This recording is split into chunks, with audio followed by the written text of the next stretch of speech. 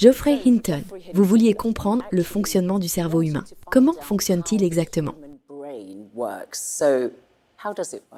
Nous ne le savons toujours pas, mais nous avons fait beaucoup d'efforts pour comprendre comment le cerveau modifie la force des connexions entre deux neurones. Nous avons beaucoup appris de ces grands systèmes que nous avons construits, notamment qu'il suffit de trouver un moyen de savoir s'il faut augmenter ou diminuer la force des connexions, en appliquant ce principe à toutes les connexions, soit environ 100 milliards, et en continuant à ajuster légèrement leur force avec de nombreux exemples. Nous obtenons des systèmes remarquables comme GPT-4. Ces grands chatbots apprennent des milliers de fois plus qu'un être humain. Ils peuvent donc compresser toute la connaissance humaine dans seulement 1 milliard de connexions. Nous avons 100 milliards de connexions et pourtant nous ne savons pas grand-chose. C'est intéressant. Il dit « Parlez pour vous-même ».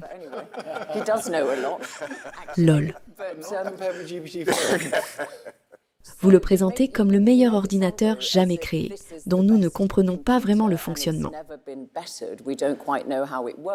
Et pourtant, vous affirmez que l'intelligence artificielle et les réseaux neuronaux artificiels pourraient surpasser l'intelligence humaine. Je pense que nous sommes déjà dépassés. Si vous regardez GPT-4, il en sait beaucoup plus que n'importe qui. C'est comme un expert moyen dans tous les domaines, avec beaucoup plus de connaissances et beaucoup moins de connexions que nous. Écoutez, à l'origine, dans le domaine de l'IA, on s'est beaucoup inspiré de l'architecture du cerveau, notamment avec les réseaux neuronaux et un algorithme appelé apprentissage par renforcement.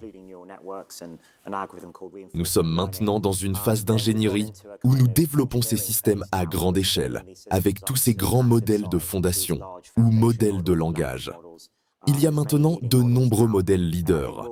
Et je pense que dans la prochaine phase, nous commencerons à utiliser ces modèles d'IA pour analyser nos propres cerveaux et aider la neuroscience. C'est un retour aux sources. La neuroscience a inspiré l'IA moderne et maintenant, l'IA va nous aider à comprendre ce qui rend le cerveau si spécial. L'intelligence artificielle va-t-elle surpasser l'humain ? Dans quel délai ? Est-ce déjà fait ? En termes de quantité de connaissances dans un seul système, c'est déjà fait.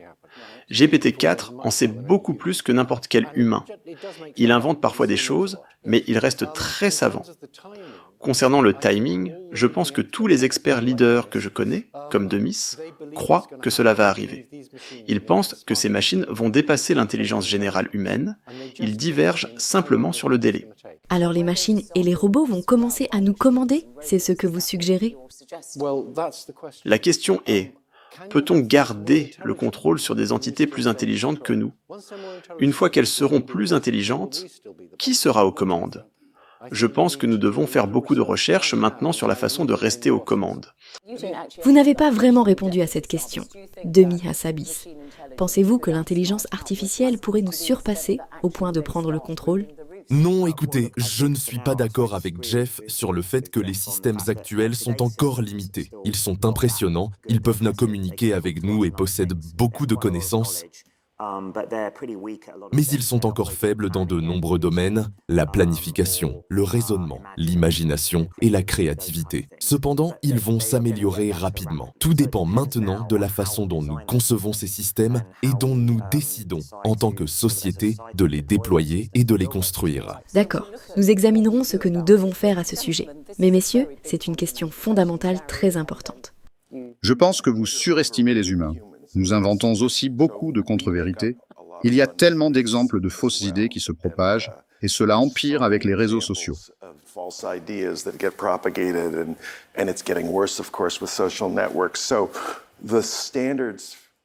Les standards pour que l'IA réussisse sont assez bas. L'humanité est largement surestimée.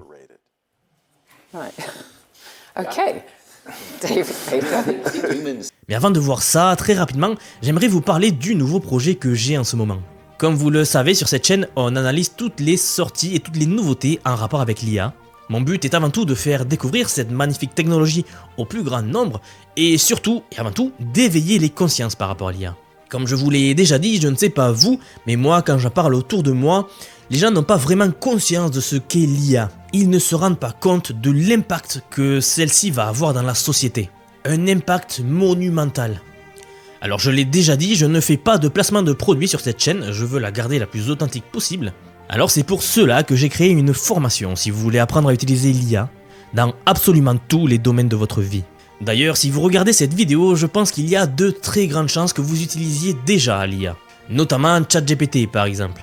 Eh bien, si vous voulez pousser beaucoup plus loin votre réflexion et apprendre à utiliser tous les outils de l'IA et savoir comment exactement les appliquer à tous les domaines de votre vie, vous pouvez regarder le lien que je vais vous laisser en commentaire épinglé sous la vidéo.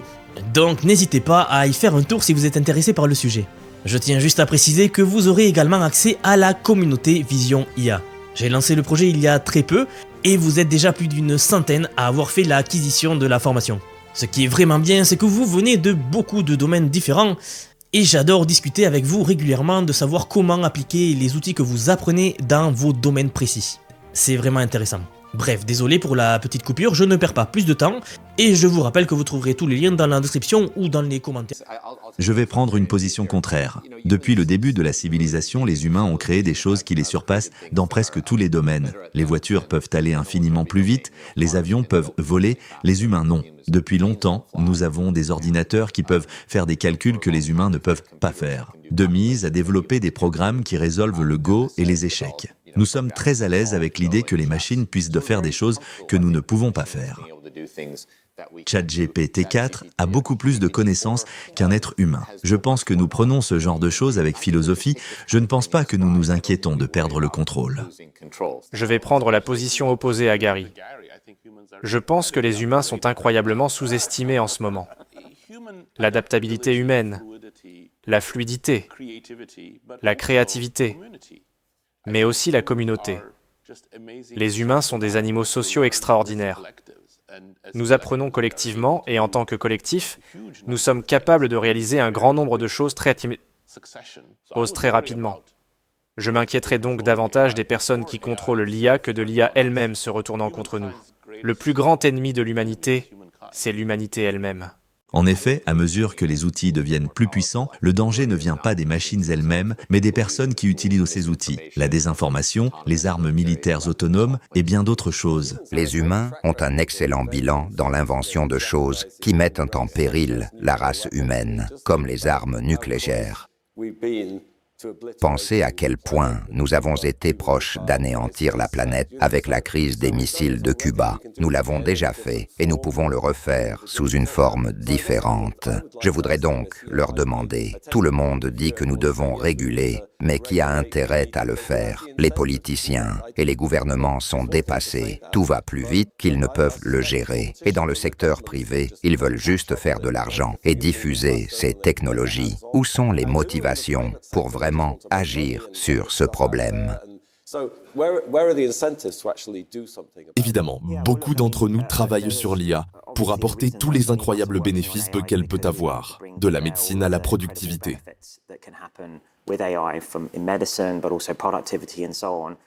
Mais je suis d'accord qu'il y a un problème de coordination ou une forme de coopération internationale sur ces questions est nécessaire. Je pense que nous avons quelques années pour nous organiser et les chercheurs et laboratoires leaders, tant dans l'industrie que dans le milieu universitaire, doivent s'unir pour exiger ce type de coopération à mesure que nous nous rapprochons de l'intelligence artificielle générale. Je crois beaucoup en l'ingéniosité humaine et, comme le dit David, nous sommes incroyablement adaptables en tant qu'espèce. Regardez la technologie moderne que nous utilisons aujourd'hui. La jeune génération s'y adapte naturellement et la considère comme acquise. Je pense que cela va aussi se produire avec ces chatbots. Il y a 25 ans, ceux d'entre nous dans le domaine de l'IA auraient été stupéfaits si on leur avait montré les technologies que nous avons aujourd'hui. Et pourtant, la société semble s'y être adaptée sans effort. Je veux distinguer deux types de risques liés à l'IA. L'un est à relativement court terme et concerne les acteurs malveillants. C'est beaucoup plus urgent. Cela concerne les armes autonomes létales que tous les grands départements de la défense développent, sans aucune intention d'arrêter. Les réglementations européennes sur l'IA précisent qu'aucune de ces règles ne s'applique aux usages militaires de l'IA. Donc, ils ont clairement l'intention de poursuivre. Il y a beaucoup d'autres risques à court terme comme la cybercriminalité, la création de pathogènes dangereux, les vidéos truquées, la surveillance. Tous ces risques sont très sérieux et il sera très difficile d'obtenir une collaboration sur ces questions. Ensuite, il y a le risque à long terme que ces systèmes deviennent plus intelligents que nous, qu'ils agissent dans le monde et décident qu'ils peuvent mieux atteindre leurs objectifs que nous leur avons donnés en nous écartant simplement. Pour ce risque particulier, la menace existentielle, les gens vont coopérer parce que nous sommes tous dans le même bateau. Personne ne veut que ces IA prennent le contrôle. Même le Parti communiste chinois ne veut pas que les IA soient aux commandes. Il veut que ce soit le Parti communiste chinois qui contrôle. Pour quelqu'un qu'on décrit comme le parrain de l'IA, vous semblez assez pessimiste à bien des égards. C'est potentiellement très dangereux. C'est potentiellement très bon et potentiellement très dangereux. Je pense que nous devrions faire un effort énorme maintenant pour nous assurer d'obtenir les aspects positifs sans les possibilités négatives. Cela ne se produira pas automatiquement. Comme nous l'avons discuté, les technologies puissantes sont en elles-mêmes neutres. Elles peuvent être bonnes ou mauvaises selon ce que nous, en tant que société, décidons d'en faire. L'intelligence artificielle n'est que le dernier exemple en date. Dans ce cas, c'est peut-être la chose la plus puissante et la plus importante à bien faire. Mais du côté optimiste, je pense que c'est le seul défi que je peux imaginer qui pourrait être utile pour résoudre les autres défis si nous le faisons correctement. C'est la clé. Je ne sais pas. La démocratie et d'autres sujets sont peut-être hors sujet. C'est peut-être aux économistes d'en parler. Je dirais simplement que l'intelligence artificielle est un outil informationnel et elle sera plus utile et plus enrichissante pour nous à tous égards si elle est utilisée à bon escient. Une information fiable et accessible pour tous, pas seulement pour quelqu'un au sommet qui manipule les autres, mais qui donne du pouvoir aux citoyens et aux travailleurs de différents niveaux de compétences pour accomplir leurs tâches. Ce sont tous des aspects de la démocratisation. Mais nous avons encore un long chemin à parcourir pour que ce type d'outil soit largement disponible et non manipulateur. En fait, avec les avancées de l'intelligence artificielle, nous devrons mieux comprendre ce qui nous rend conscients et humains. Il y aura peut-être des obstacles qui nous pousseront à approfondir certaines de ces questions. Même si les progrès de l'IA sont très rapides, nous devrons nous interroger sur notre propre existence et ce qui la rend plus significative.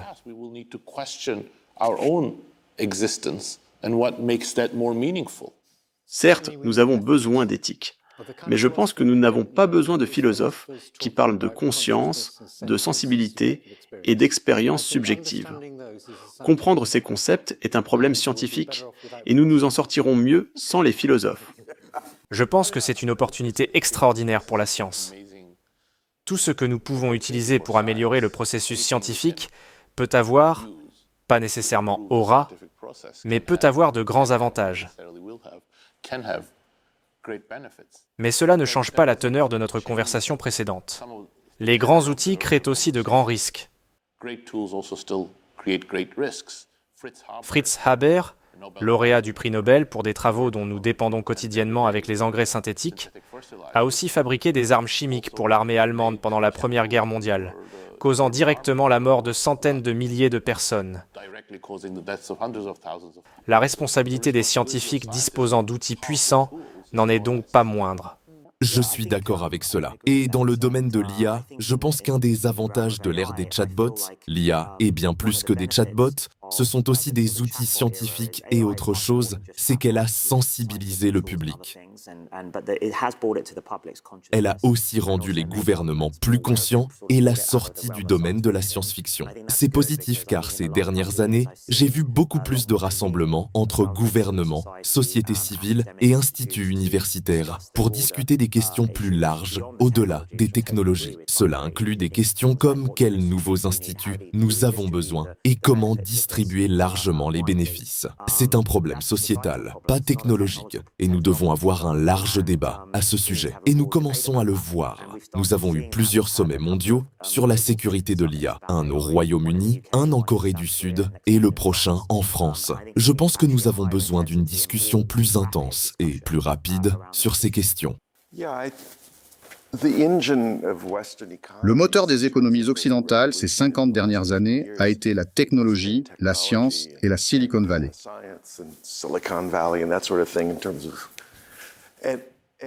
Si vous êtes un ennemi de l'Occident, vous voulez déstabiliser cela. Je pense que toute cette méfiance envers la technologie et les entreprises n'a pas évolué naturellement. Je pense que c'est manipulé par de mauvais acteurs. Je pense que c'est la Russie et l'Iran. I don't think that's evolved naturally. I think that's been manipulated by bad agents. Ce n'est pas stupide de le dire. Il y a d'autres mauvais acteurs aussi, bien sûr. L'industrie énergétique voudrait que vous ne croyiez pas au changement climatique. Yeah, they're not looking in our best interests. Sure. Tout comme l'industrie du tabac savait très bien que les cigarettes causaient le cancer, mais ils ont caché ce fait pendant longtemps. Si nous ne pouvons pas faire confiance aux compagnies énergétiques, pharmaceutiques et du tabac, pouvons-nous faire confiance aux entreprises technologiques qui sont extrêmement concentrées? Et si l'intelligence artificielle est si importante, qu'en est-il du pouvoir des entreprises technologiques? Je ne sais pas pourquoi vous me posez la question. Je ne travaille pas pour une entreprise technologique. Donc vous avez une opinion objective. Non, mais c'est un aspect des risques de l'IA dont nous n'avons pas parlé. Eh bien, c'est fou. Nous parlons d'une énorme augmentation de la productivité. Il devrait donc y avoir plus de biens et services pour tout le monde. Donc tout le monde devrait être mieux loti. Mais en réalité, ce sera l'inverse. C'est parce que nous vivons dans une société capitaliste. Ce qui va se passer, c'est que cette énorme augmentation de la productivité va rapporter beaucoup plus d'argent aux grandes entreprises et aux riches et va creuser l'écart avec ceux qui perdent leur emploi. Et dès que vous augmentez cet écart, vous créez un terrain fertile pour le fascisme. C'est donc très effrayant. Nous sommes peut-être à un point où nous ne faisons qu'empirer les choses. C'est fou parce que nous faisons quelque chose qui devrait aider tout le monde, qui aidera évidemment dans les soins de santé et l'éducation. Mais si les profits ne vont qu'aux riches, cela va dégrader la société. Si vous êtes assez passionné par le domaine, vous allez le faire quoi qu'il arrive. Je ne peux pas imaginer quelque chose de plus intéressant que de travailler sur la nature de l'intelligence et ses principes computationnels. Quand nous avons créé DeepMind en 2010, presque personne ne travaillait sur l'IA, sauf quelques personnes comme le parrain ici présent dans le milieu universitaire. Nobody was working on AI, pretty much. There was some, yes, except for very few people, very few foresighted people Maintenant, 15 ans plus tard, ce qui n'est pas très long, le monde entier en parle. Nous avions déjà prévu, en nous appuyant sur le excellent travail de personnes comme le professeur Hinton, que ce serait l'une des technologies les plus conséquentes et transformatrices au monde si elle pouvait être réalisée. Et quand vous voyez quelque chose comme ça vaut la peine de le faire pour ce que c'est.